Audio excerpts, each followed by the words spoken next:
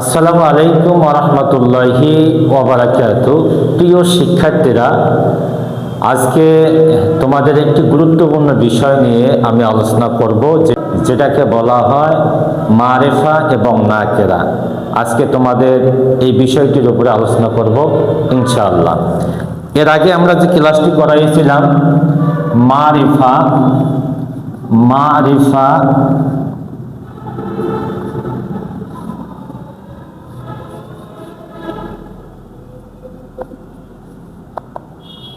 মারিফা ও নাকেরা, এটার শাব্দিক অর্থ হলো নির্দিষ্ট এবং অনির্দিষ্ট।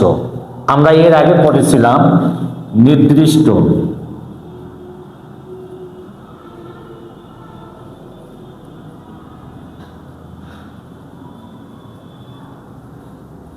অনির্দিষ্ট। মারিফার অর্থ হলো নির্দিষ্ট এবং নাকেরা অর্থ হলো অনির্দিষ্ট। যেমন আমরা যদি বলি পেন মানে হচ্ছে কলম। যদি তোমাদেরকে দেখানো হয় PEN, পেন মানে হচ্ছে কলম।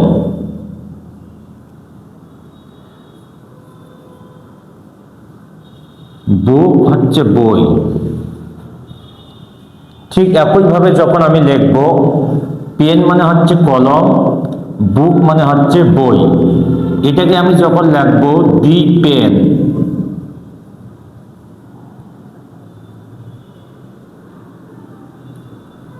কলমটি।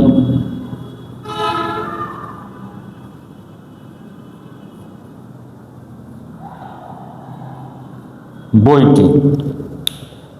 পেন মানে হচ্ছে কলম আর বুক মানে হচ্ছে বই। এটা কিন্তু অনির্দিষ্ট। যে কোনো বই, যে কোনো কলম হতে পারে, কিন্তু যখন লাগানো হলো তখন কিন্তু এই দি বুক, দি পেন এটা কিন্তু নির্দিষ্ট হয়ে গেল।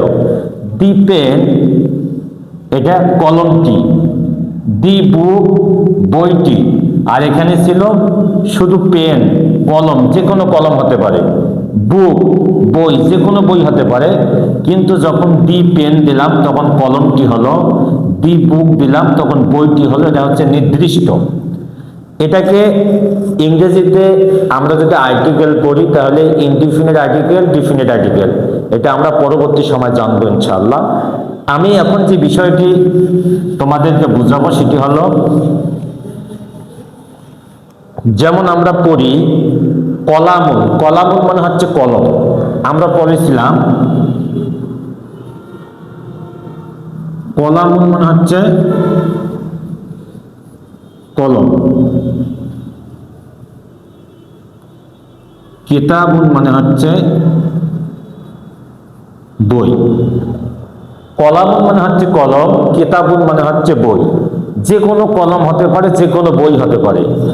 কিন্তু যখন এটা আমরা নির্দিষ্ট করব সে তখন হবে আল কলাম, আল কলাম, আল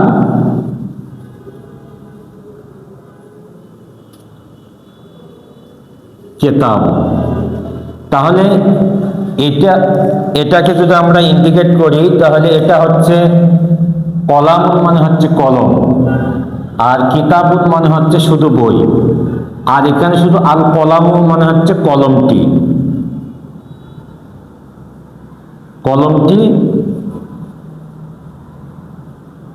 বইটি। এটা হচ্ছে নাকেরা, এটা হচ্ছে অনির্দিষ্ট।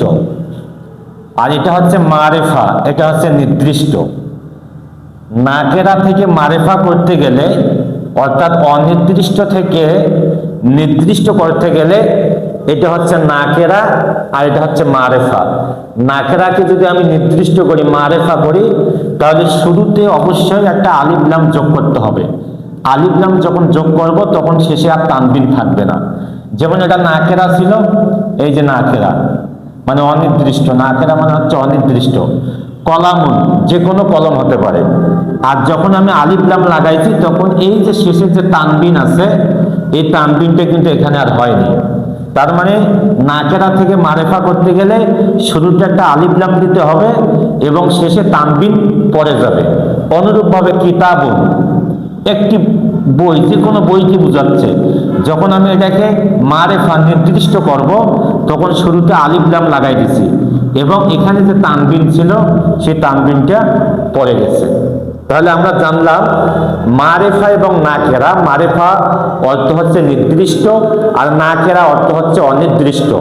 মারেফা নাকেরা থেকে মারেফা করার নিয়ম হচ্ছে নাকেরার শুরুতে একটা আলিফ লাম যোগ করতে হবে এবং শেষে তানবিন পড়ে যাবে। অনুরূপভাবে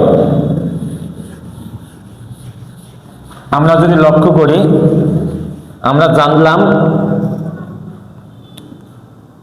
যেমন আমরা যদি লিখি তলিবুন, তলিবুন, তলিবুন, তলিবুন মানে হচ্ছে ছাত্র, তলিবুন মানে হচ্ছে ছাত্র। এটা হচ্ছে নাকেরা, অনির্দিষ্ট। যখন আমরা নির্দিষ্ট করব তখন হবে